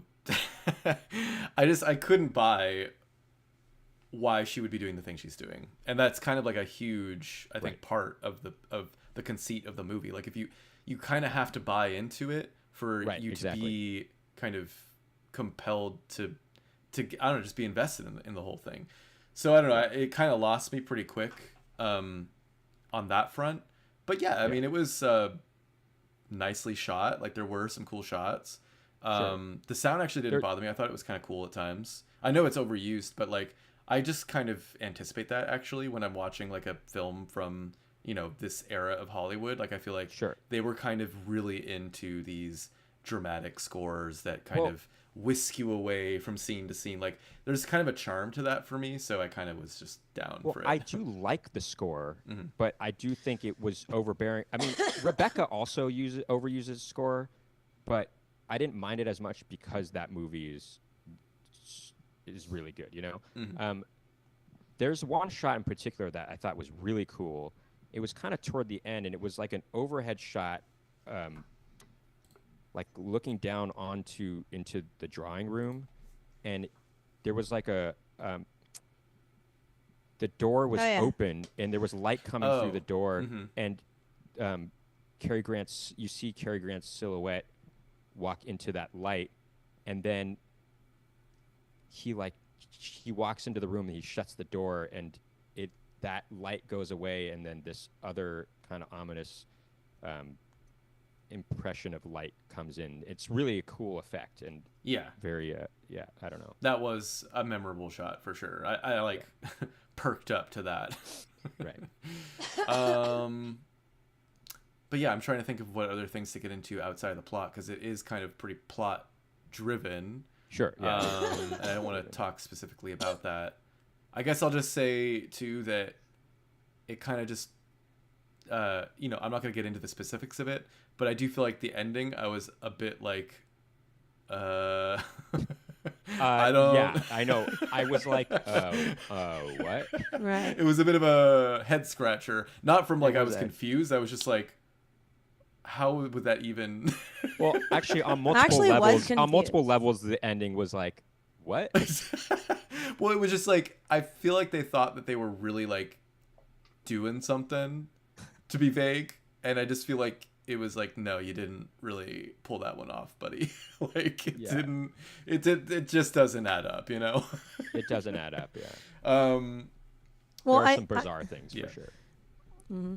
Sorry, I could create a scenario in which that ending had a meaning, you know, where it was like, all right, this is not about XYZ, but it's more of a psychological sort of thing.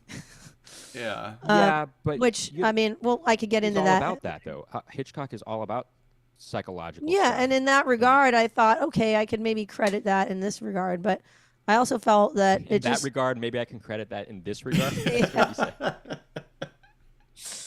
I just didn't. But then I actually did kind of read some, you know, ending explains Really? online.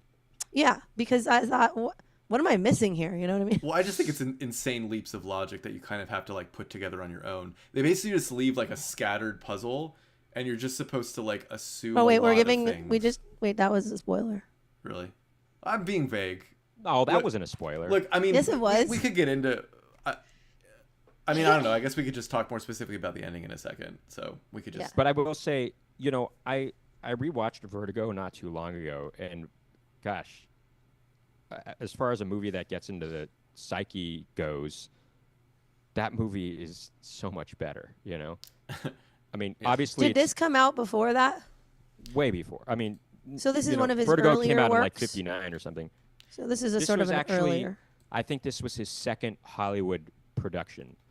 Rebecca was his first Hollywood production. Yeah, it's actually insane how many movies Hitchcock. I think he's one of the top directors as far as number of films. But yeah, this actually lies about what was that? Or is concerned. a pet peeve of mine lately, well, for like the past year or two, has been when people say as far as something and they don't say goes or is concerned at the end of that. Well, basically, Suspicion is like somewhere about halfway through his filmography. But I mean, he's putting out at least one movie a year, and sometimes even two a year. It's crazy. He was the Woody Allen of his time. Yeah. in more ways than one. And actually, Rebecca was 3 films before this, even though it was just 1 year prior. Really? Wow. That's crazy. So it went Rebecca, then apparently Foreign Correspondent, then Mr. and Mrs. Smith, and then Suspicion. But Foreign but Correspondent, I hear that's good. These are 2 a year. So they was pumping these things out back then. That's crazy. It's crazy. That's crazy. How do you even make, like, I mean, that's wild to me. So I know. Yeah, definitely some of his more well-known and beloved films kind of come later in his career, like Dial M for Murder, Rear Window, Vertigo, North by Northwest, Psycho, of course, The Birds. These are all towards the tail end of his career. But I I mean, they come really in the 50s and early 60s. But I will say that Rebecca is very highly regarded. I mean, I haven't seen it. Concerning his earlier pictures, I mean, when he first moved to Hollywood. Actually, I will say this though: another movie I saw maybe a year ago of his that came around this time was Shadow of a Doubt. Highly recommend that. Mm-hmm. That's good. That's very good. Yeah, it looks like it's a couple after Suspicion. Yeah. But yeah, I don't know. So maybe we should get into spoilers, unless you guys had anything else you wanted to talk about. One more thing.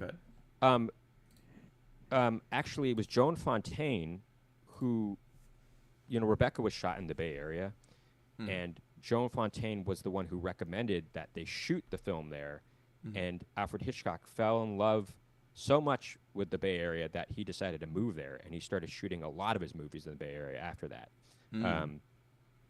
That's why, The Birds takes place in the Bay Area, Shadow of a Doubt does. I mean, Vertigo does, lots of these movies, which is pretty cool. Obviously, 'cause you guys are in the Bay Area. I thought I'd just mention that. Shout out. For sure, yeah. Obviously, the Joan Birds. Fontaine was the one who introduced him. Yeah. There you go.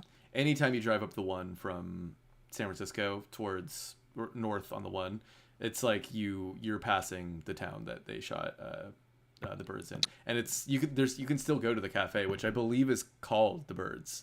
It is. I was there a couple months ago. Yeah. Okay, so we're gonna get into spoilers. So if you care about Suspicion, the 1941 Alfred Hitchcock film, and you haven't seen it, now would be the time to tune out. But yeah, I feel like this movie is kind of hard to get into much without talking about the plot. So with that, with our spoiler warning up, is it up? There it is. Sorry, there was a weird little glitch on my end. With our spoiler warning up, the gloves are off. Here we go. I mean, that ending, there's so many weird things about it. First of all, like, why did they all of a sudden have a problem with the door on the car, Like, why was that a problem? It just seemed like a contrived thing to have happen, to force this point, like, oh, we're not sure if he's going to try to kill her or not, And then it just, and then the way that happens, he's like, starts speeding up heavily, and he's like, oh, I think I'll take the shortcut.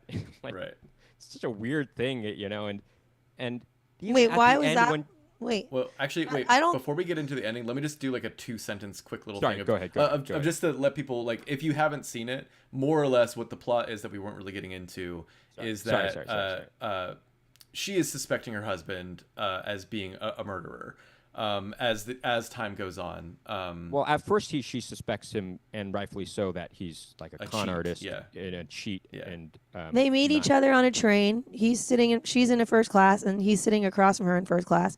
And when the ticket master comes to collect their train tickets, his ticket says third class. And he goes, well, why are you charging first class prices for a third class seat? And then he basically bums change off of her, who's rightfully, like, very high ranking sort of, she comes from old money type of family. But she's also she has glasses on. She's very bookish and like she seems sort of sheltered and. She's sheltered and maybe ignorant to the scum of the world, perhaps. To the scum of the world. But anyway, to the deceptions of the outer world. So she gives him, she says that she does have the change, and then he just takes it from her, and she's kind of, she's taken it back. Dumbfounded by it. That he just took it. Yeah. So anyway, that's their first interaction, is that he basically steals money from her, and she kind of halfway allows it to happen. And then eventually they get married. even with the way they fall in love is bizarre. It's very bizarre. The way, When well, they're the on whole that hill, every I'm like, this is a weird interaction. every single time that they encounter each other between the time that they get married and well, which is not very many times, but between the time they get married and when they first meet, there's some kind of lie that's happening on his part where he's deceiving her somehow, and she's kind of suspicious about it, but then he somehow alleviates her suspicions by creating another lie that makes her feel like, oh, it's all okay. And that's their dynamic throughout the whole movie, is that she suspects him of lying about something very important, usually about money. Mm-hmm. And then he has a backup alibi or plan that alleviates her fears, and she's able to she's able to kind of embrace her passion towards him, because she does feel she's definitely feels a romantic pull towards him, despite Well, all of these red flags. She she's does, because emotionally she's into him. never. It seems that she's never experienced that kind of thing before, and so she's susceptible to falling in love with the first guy that makes eyes at her. Kind of. I thing. don't think it's that. I don't think it's it's not just do that. think It's that. that he has a different type of personality than the people and so like society that she's used to being around. He represents adventure and kind of, sort of an edge and a daring that she is definitely not privy to, and is maybe that's more exciting to her than the kind of people that she's been raised around to, assume that that's the kind of person that I think she was raised to believe that she would be, living a very specific type of life, which would have been very kind of provincial and very, embedded into her rank of society, which is like, she's born into old money. She is used to going to dinners and balls, and everything is very kind of formulaic for her. So he kind of takes her off of that path, and that's what's probably so exciting for her about it and alluring for her about it. And she doesn't want it to be, she wants to believe that it's true, even though there's all these red flags. So I think there's part of that, is believable in the sense that she's so desperate for something outside of, her regular life that she has only been ever exposed to, that way of life, that she's maybe the books are her way of escaping that, and for her, he represents a door to the outside world, Yeah, but I think it very quickly became unbelievable, though, that she would continue staying with him based on the ways that he's lying and the things that he's lying about, and even like you're describing, that he does often have another shoe to drop after she realizes the lie of like, but actually this was to your benefit because of this and that, but those were getting ridiculous very quickly to me, I thought. Like, for example, I was out at the chair thing. I feel like oh yeah, right, exactly. And that was the chair so thing, many like, times before. This is like this is like the small scale of the lies that then become even crazier. But at first I'm just like, what? He sold these chairs, and she's just like, it's okay, honey, I get it. And then, like, for the audience, by the way, the chair. Yeah. He's referring to these chairs that were in her family for many, many years that were given as a gift. they're heirlooms. They're, by her father. They were meant to be kept in the family, and he sells them for money. Yeah. Anyway.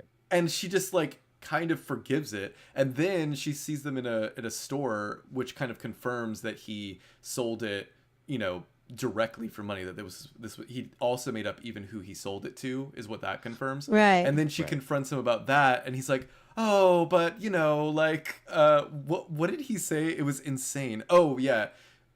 He used the money to then bet, to gamble, yeah, to bet he in bet, the horse so races. he like and then he won $2,000. But he actually didn't even gamble. Yeah. But then didn't he say like, and I'm gonna buy the chairs back or whatever? He did. No, he did. got- He gave her the receipt. Because I never saw those Well, fucking I chairs think- again. We I didn't know. see the chairs, but he showed her the receipt for the chairs that he bought them back. I But think. Which even could have been a that lie, too, yeah. is- No, it said 7 chairs, whatever that means. I just couldn't believe that she went from pissed that he took the money from these heirlooms of the family to bet on horses, but it all gets forgiven because he's like, but I bought the chairs back, baby, and she's like, oh, Oh, great, perfect. I was like, this. Come on, this is. I think just... that's the problem with the execution of the movie. I think if it were done right, this could have had a more interesting dynamic if it were just played more believably. Like the ending was so unsettling because even though he wasn't trying to murder her, he's still a horrible guy, and she decides to stay with him, which doesn't I'm seem not believable. convinced. But if it were executed in a way where we delve a little bit more into her psyche and try to understand better what she's trying to escape from in her regular world or her normal life, then we would get a better sense of why she's making these decisions to stay with him.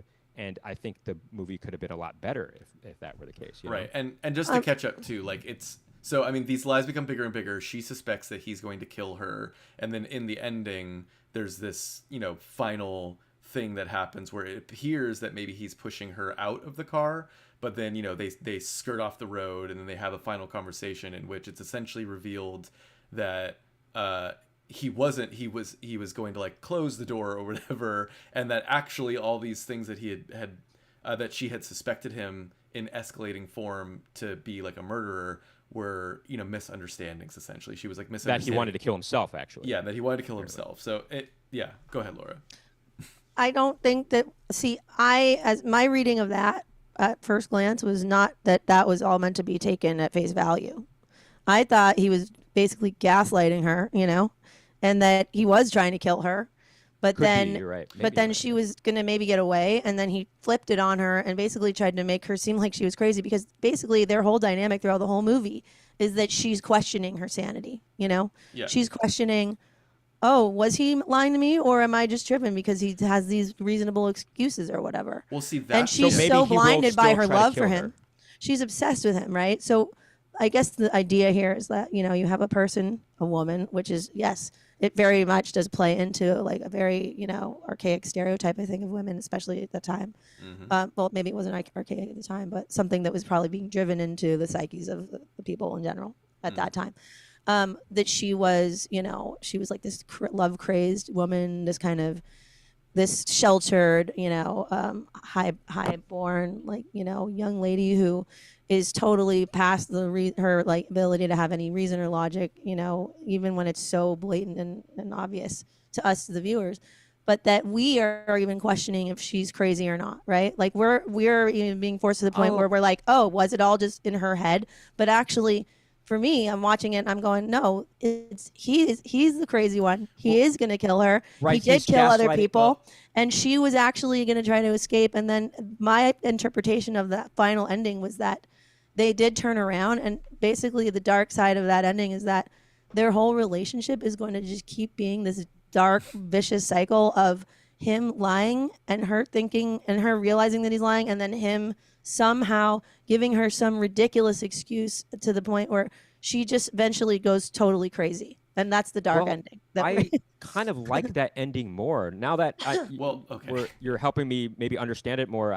But I don't think that's what they meant for it to No, be. I don't think that. Because I after don't giving it reading- too much credit. Like I think. Well, that's yes. Well, okay, look. But you could read it that way. But if you could. are reading it that way, then I like it more because I like the idea that he's gaslighting her this whole time, and that Because even his at the excuse even at the for end not trying when, to kill her didn't make any sense. I was right, like, exactly. What? So Yeah, that didn't make makes any me sense. think if he actually was trying to kill her in the end, then it makes the other things not as weird. And hey, now I Look. sort of have a different outlook on it. Oh no, not look, not the look. whole movie, just the ending. You know. I Well, no, think I think- Laura, what you're saying actually is the more logical read on the ending, but I don't think it's the intention. Like to me, even though I mean, of course, like why would why would what he says in the end not also be a lie? Like there hasn't really been given enough evidence for us to believe like, oh, now it's the truth after literally everything he's been saying to her. The whole movie has been a Right. lie. So And also his like subtle micro expressions in any moment where there's like suspicion on him, or when she's talking about like, oh, my parents got this or whatever, and he's all looking all worried and stuff about various things. Yes. There's these subtle, I guess supposed like so kind of subtle expressions that he's giving us as clues to the fact that he is obviously a liar, a deceiver, and probably a killer. You know what I mean? And so why would all of a sudden that just be erased by this ridiculous explanation that he's giving us at the end, which honestly didn't even make any sense. Well, it doesn't. It was like, well, what is? I don't even know what they're talking about. He was in Liverpool or wherever they said he was, and as if we should somehow accept that was true, when there's no proof of that anywhere. You know what I mean? Again, and the pattern throughout the movie has been that he has made up lie after lie that is never true. You know what I mean? Like none of the stuff that he's told us throughout the movie has been true, really. Right. So why should we believe this last thing, you know? We shouldn't, which is why the film doesn't work. Like, to me, that is why I find the ending so frustrating, because it's like what the filmmakers are telling us with, you know, how like the music in that scene and exactly and the music kind of in the scene, yeah. and like the just the shots that they're choosing and the final couple shots, like it is, I believe, supposed to be a sort of happy ending that we're supposed to buy into the fact that he actually was saying the truth there, and that she's like, oh, but if only you had confided in me, we could have worked through these issues. And I'm just thinking, what? Like none of this could check out, because why they're not giving us any real logical reason to believe what he's saying. But I think the film thinks that it is. I think the film thinks that it is making us giving us some truth here. I think Dominic is right about that, and I think really just it's just a matter of execution. If this was directed in a different way at the end, it could have been better, you know? Actually, throughout the whole movie, if it were directed. And no offense to Hitchcock on this movie, but yeah. Go on, Laura. Laura. I hear what you're saying. However, I will say this. It's not necessarily up to the intention of the filmmaker to decide what is actually happening. Because, you know, as far as I'm concerned as a viewer, and as anybody's a viewer, we have the right to figure out what this means, you know, on our own. And while those cues that you're talking about do have a certain, you know, implicated effect, that also could still work in terms of my theory. You know what I mean? Because I think here's what I know about. This is what I read about when I was like looking up Ending Explained. I read that, which is interesting because it actually credits both of our ideas here. I read that Alfred Hitchcock really did not like this ending. He did not want it to end this way, and there were certain things. Yeah, there were things in the book that he really wanted to include in the movie, but the studios would not allow it because they really did not want to paint Cary Grant as a killer. This is This is the only movie I think Cary Grant plays a bad guy, actually. So what's interesting to me is that, you know, obviously Alfred Hitchcock is the director and he has an influence on what's going on here, but he can't make the final call in terms of the actual plot that's being carried out. But there may have been a certain intention that he had with the ending that you kind of had to just pull from there as the viewer, and that maybe he thought, okay, well, this is the best I can do with what they're allowing me to do. And then on the other hand, there are these other kind of major cues that are trying to tell us like, oh, this is a happy ending. When in fact, it's not a happy ending. It's not happy. It's not. You know, happy what's at all. happy about this? The girl's dad is dead, right? She's in a relationship with a guy who clearly has like deceiving money issues where he has lied to her repeatedly. We know that. We know for a fact that he's lying, that their whole relationship is like based on a lie. And that he cheats others too.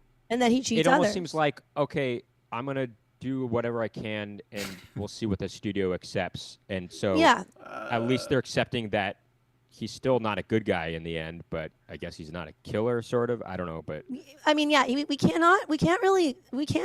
I don't think that the discerning viewer can honestly walk away from this thinking that he's a good guy, because also their friend died, and maybe there was this very hazy explanation as to how the friend died, but we have no, you know, there's a lot more, you know, evidence to point to the fact that he killed the guy than not, you know. Right. And so it's the fact is the dark ending is that she's still married to this fucking guy. Her best friend, or one of her very close friends died, who she cared very much about. Mm-hmm. Her dad is dead. Mm-hmm. And she's still remaining in this dark relationship with this guy who's lying. What close friend are you talking about? The Beaky. Oh, well, that was his friend first, though. I know, but the fact is that she cared a lot about that guy, and that was one of the only people that kind of seemed to really warn her about him, who kind of knew what was going on besides the cousin or whatever. And so it definitely is not a happy ending. You know what I mean? Despite these supposed cues, you know? So Right. I think the music does make it weird. but I think about that the the music, intention, no? the quote unquote happy ending aspect of it could, if we were to look at it through my lens, lend to the even more twisted, messed up fate that there is, because Well, she has to sure. continue living in this lie of happiness where darkness will continue to spiral out throughout their cyclical, you know, messed up dynamic. Laura, And she's going to be going crazy throughout it. Yeah. So there you go. Look, I mean, again, I think what you're saying makes sense if you actually are, you know, thinking about this from a logical way, and how like a sophisticated audience could actually like interpret things.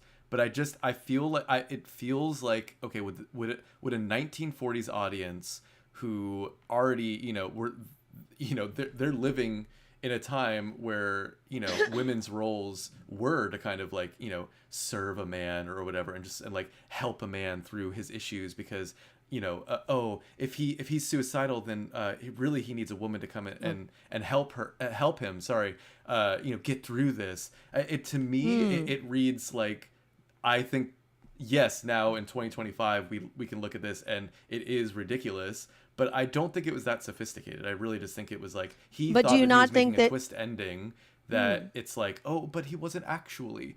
But also, like, there's so many things, there's so many holes that they don't Right. neatly tidy up. Like he got the telegram that was saying he wants to take out the money, and the only way to get it is for her death. I just feel like if you're gonna give us this information, Right, that's as an so audience, contrived, yeah. Yeah. If these are the information that you're choosing to give the audience, then you have to give a real logical reason as to why we shouldn't believe that.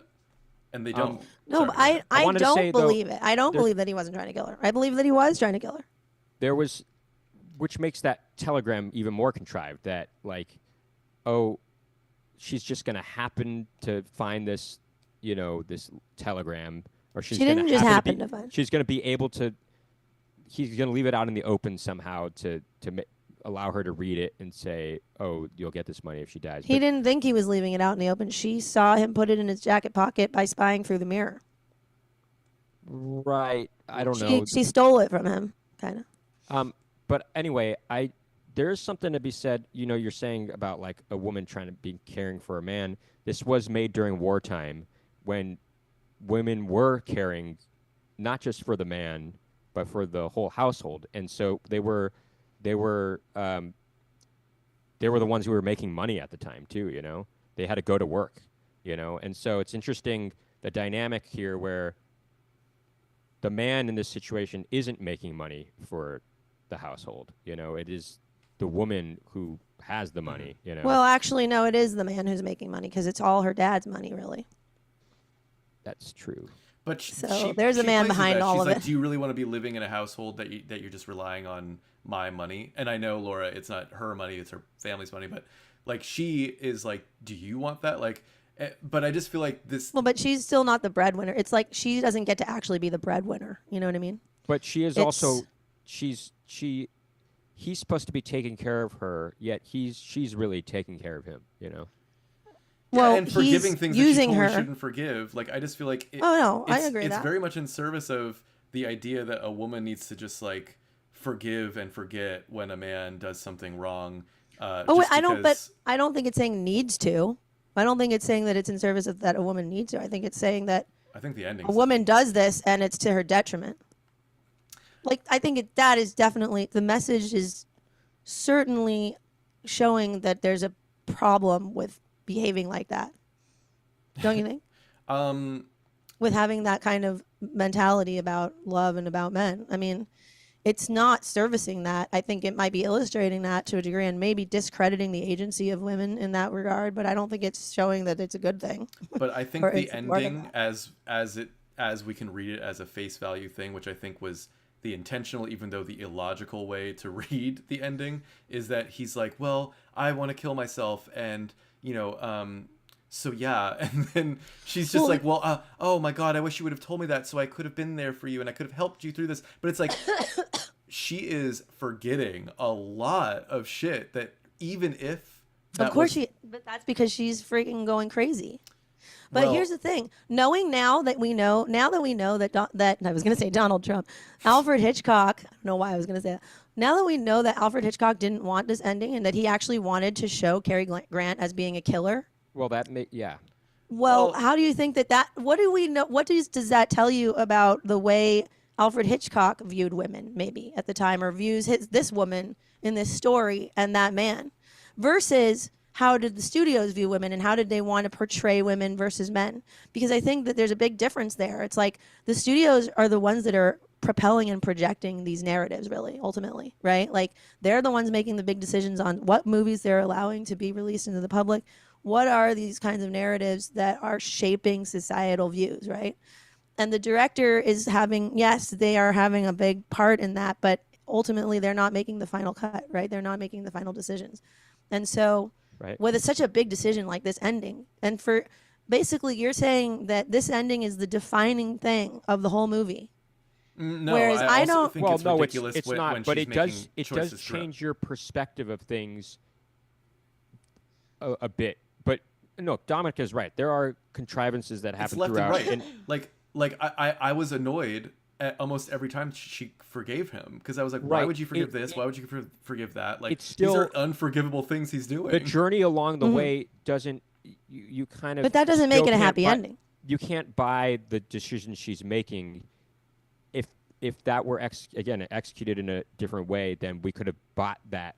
It could have been made more believable that she would just forgive him every time. right. Um, Because I actually do think there are women like this. I think there are women out there who are that's not so what I'm saying, Laura. infatuated I'm by a saying man that they would there are just turn a blind there are eye. women like that. Yeah. Women that are in abusive relationships. For sure. But I don't think they did a good job of setting that up. But they didn't do a good as- job. Yeah, they didn't do a good job of setting that up. And I mean, which sure. makes the ending. I do prefer the ending that Hitchcock probably intended before the production studio got in the way.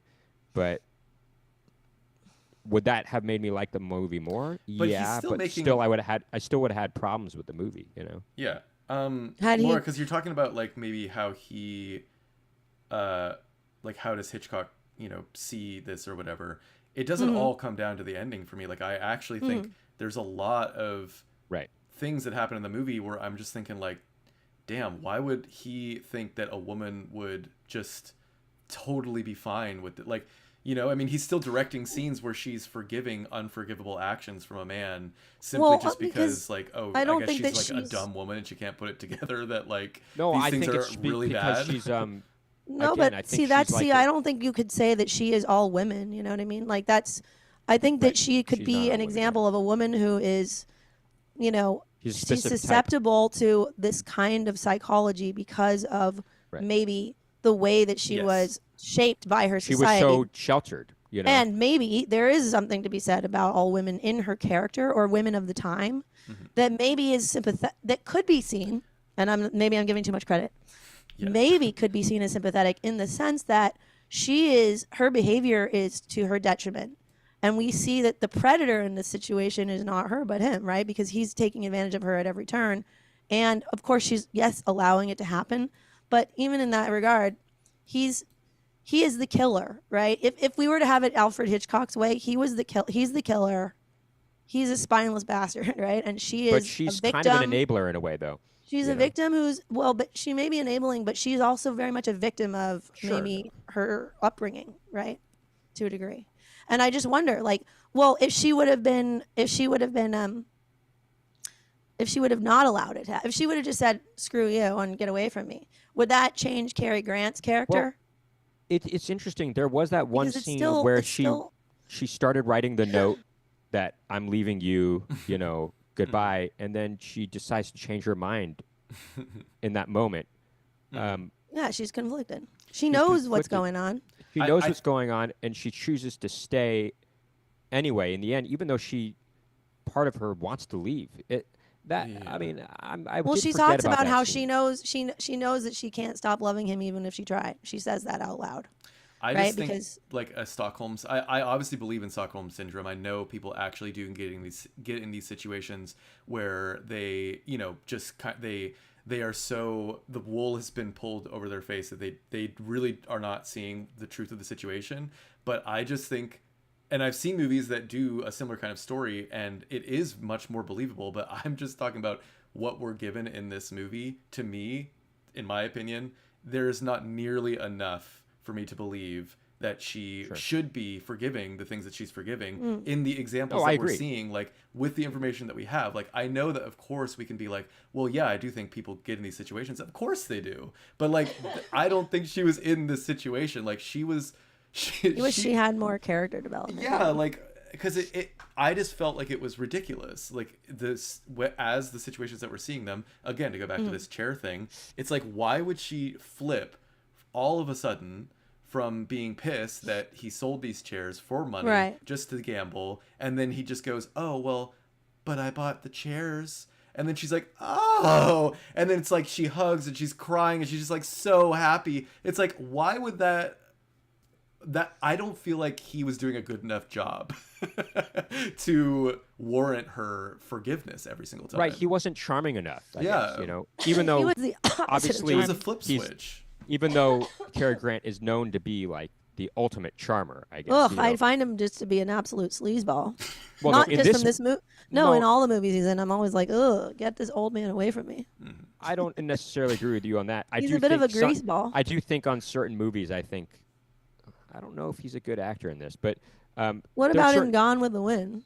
He's not in that movie. That's Clark Gable. Yes, I just realized. I know. I don't like him either. Look, Cary Grant, I actually think in North by Northwest, he's not very good in that movie. I know that's going against the grain of what people think, but I think he's really good in His Girl Friday.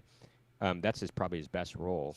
And he's good in Notorious as well, actually, B.I.G., the documentary, I know he was so good in that. By the way, just a few years later, in the late 40s, Hitchcock came out with Rope, which is one of his best movies of all time, I think. Mm-hmm. I saw that in college. I really liked it. I would have to rewatch it. Like I remember. And that didn't. I think there's like hardly any score in that movie, actually.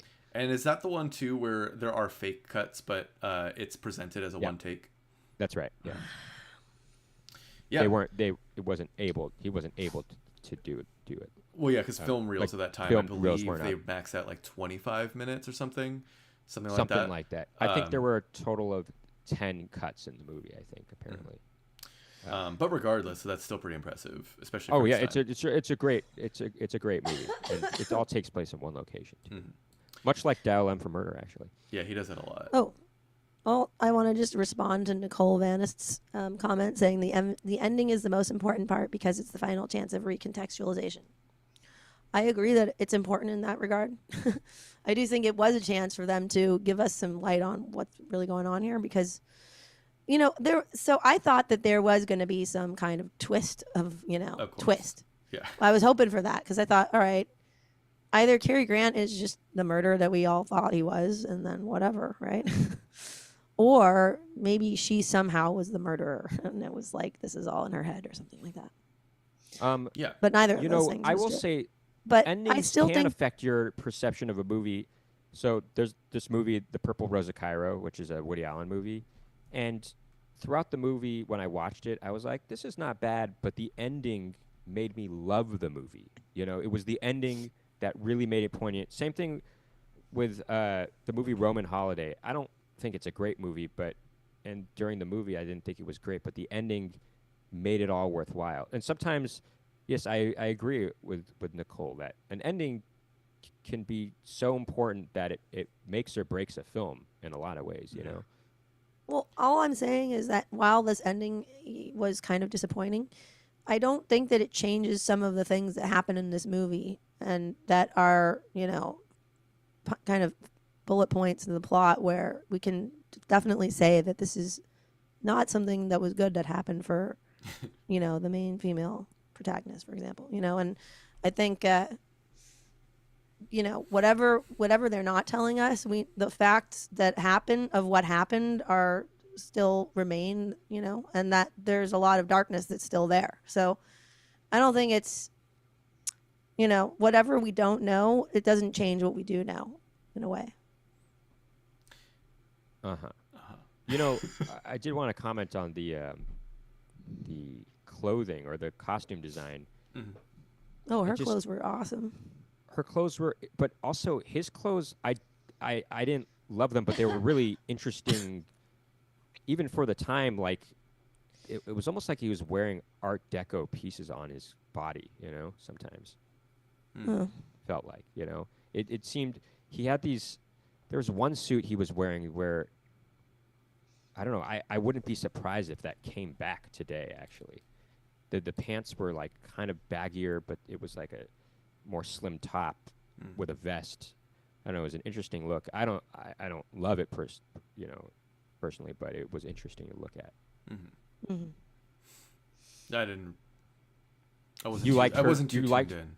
You liked her fashion, Laura? I like her clothes a lot. Yeah. Well, she had this shoulder pad look which was big at the What? time.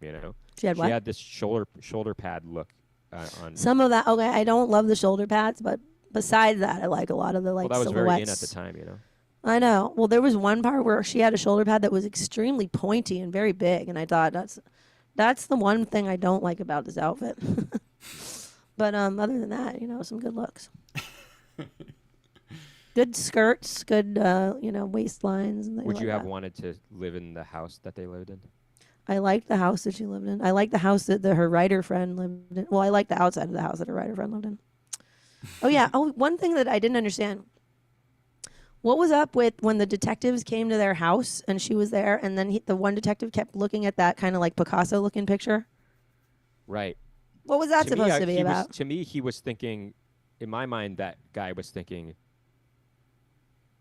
isn't that supposed to be in a museum? Like, where did that? Why is that here? I think he was almost thinking, is that stolen? Like that shouldn't be here. They just never addressed that in the rest of the movie, did they? No, I think there's a lot of things that get kind of brushed under the rug in service of, I think, what they thought was like a really gotcha twist ending. Which I don't think was like, I just don't think it was, it probably was like that in the book. Like maybe the book properly sets up the twist ending a lot better and then properly explains afterwards, maybe, like, or maybe that scene is longer, because I just feel like there's so many more questions if you're really going to make us have to buy that he's not the killer and that she forgives him. Do you want to know what I know about the book, of the plot in the book? Is that, want me to tell you? Sure. I mean, so Cary Grant his character, is bringing up that poisoned milk glass to her. Yeah. And she's in the bed and she basically drinks. She's pregnant, by the way. So she has a kid in her stomach, and she ultimately succumbs to, dying at his hands, but not before she writes a letter to her mother, telling her mother that, he's a killer and that he's going to try to kill her and that she needs to look out for herself.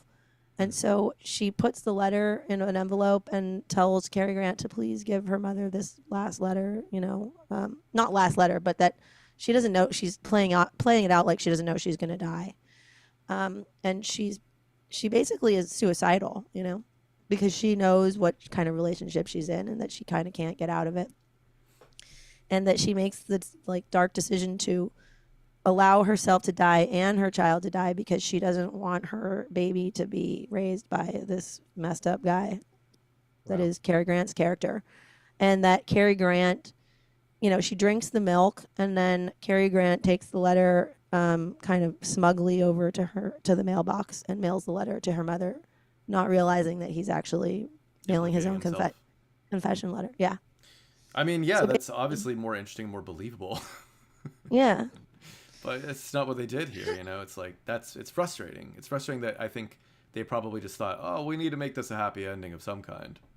Blame the studios. Blame the emphasis of some kind. Well, they're just trying to salvage a story that wasn't even set up to be right. It wasn't set up to be a happy thing, they were really just trying to protect the image of Cary Grant, seemingly. You know, It's pretty absurd. Well, also at the expense of, I don't know. There's just a lot of interesting things that says about the values of the studios at the time too, or maybe of the public, of the general public, what they thought the general public would want more.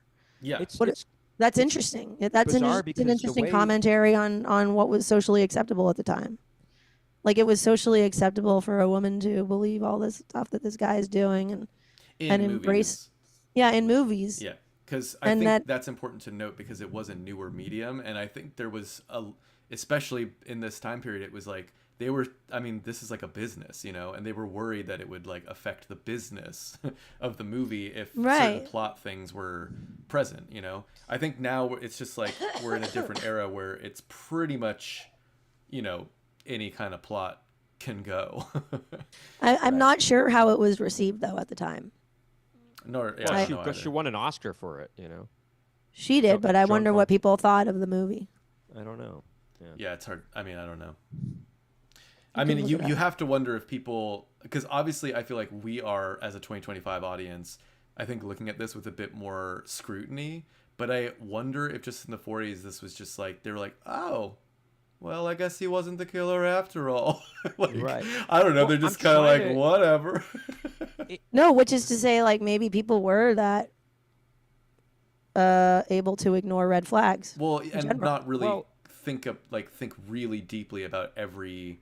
But maybe thing that is presented. That's an interesting insight, though, right? Like, about people. guess, but maybe they if were you like look- that. Maybe women, maybe men, and the general public was that gullible and that easily able to be deceived.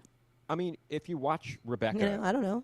that I don't want to ruin anything, but that deals with a woman kind of being worried for herself for a large portion of the movie. Mm-hmm. And that is way more effective the way they handle it in that movie. And I think if an audience can be discerning watching that movie and they see this movie right afterward, I think even an audience back then would recognize, oh, there's some problems with suspicion. I should You hope know. so. It is Oh, suspicious, yeah. isn't it? Yeah. But also, like, the Suspicious fact that they plot had points. the other thing too that I wondered if this was supposed to be one of the convincing details about Cary Grant not being a killer was when they talk about how the woman who's the writer is all, she's like, I can always guess a killer. I can always tell when somebody's able to kill someone versus not. And then she looks at Cary Grant's character and she goes, you absolutely could never. I mean, yeah, maybe. Like, as if that's supposed to be the proof of the pudding, or whatever.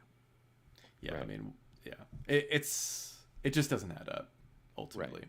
I just think it was a failure in what I think it thought that it was It getting was just a at. fail. But it had the opportunity to be good, but it didn't. No, it didn't, though, in a way, maybe. What? Oh, maybe you're right. Maybe you're right. It didn't have the opportunity. I don't know. Well, anyways, I think we should probably wrap it Wrap up. it Are up. there any final thoughts we had? Anything that we didn't cover?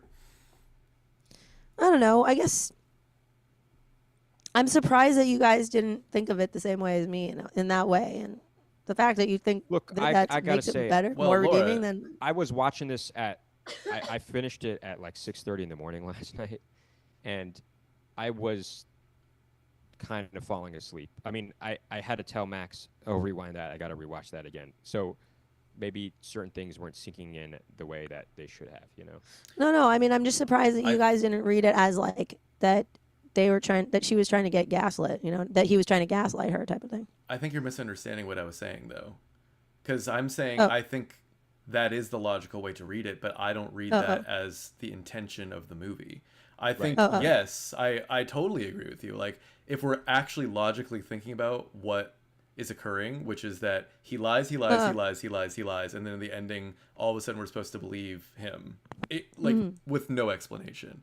Yes, of course I agree with you on that. I think logically, as a 2025 audience, or hopefully some people in the 40s too, it makes no sense that he would be telling the truth in the ending. But I think the film is attempting a twist ending that is failing, that I think their intention is, oh no, he's actually telling the truth here, and oh no, she just is forgiving this now, and they live happily ever after. I think in my interpretation, that is the intention of this ending, which makes the film a failure in my eyes. It's not that I don't hear what you're saying, because I think that is the more logical way to read the film. Of course, Right. yeah.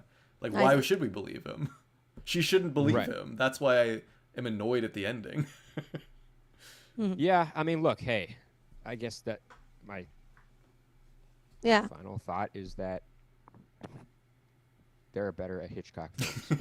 Yeah. I mean, hey, I'm glad I watched it. You know, I've really been watching a lot of Hitchcock films the past few years since the quarantine, and you know, I don't know. It's even in the past year, I've watched like 3 better Hitchcock films than this one. You know, and you know, I will say this: at least we were able to. There was something here for us to dissect and pick apart, which is something redeeming about the movie. You know, like that. There's enough there for us to try to wrap our heads around, you know, and analyze. So, Yeah, it's still fun to talk about. Like, you know, Yeah.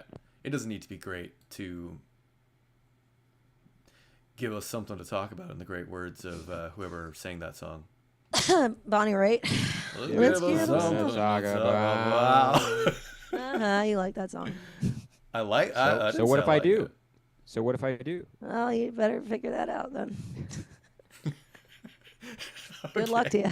Well, on Good that luck note, with look, that's our thoughts on Suspicion, 1941, Alfred Hitchcock. And yeah, look, thanks Nicky for coming on the show. Appreciate you being here. Where can people find you, follow you for more info? Follow me and my brother Max on Instagram at Max and Nicky, or on TikTok at Max and Nicky, on Facebook, facebook.com/Max and Nicky Weinbach, or on YouTube. You can watch a lot of YouTube videos. Just look up Max and Nicky, and you can follow our band also, Silhouette City, on Instagram.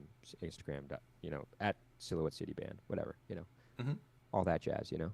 Oh yeah, Well, we do shows here in New York all the time, you know, so. yeah, get on that. Actually, go ahead. I will promote this one show. Yeah. If you guys are interested in the New York area, on March 22nd at the Music Hall of Williamsburg, we'll be performing and opening up for Reggie Watts. Nice. Nice. So come Get on your out to ass that. out there, you know. Yeah. Yeah, thanks again, Nicky, for being on the show today. Thanks, Laura, for being here. You can follow us on YouTube or Twitch to watch us live, or of course you can always listen later on all podcast services. Our episodes go up every 2 weeks, so we'll be back in 2 more Sundays, 7 p.m. Pacific Standard Time, for a new episode of Totally Tell Me. And until then, we will talk to you later. Bye bye. Till then, the aisle is closed.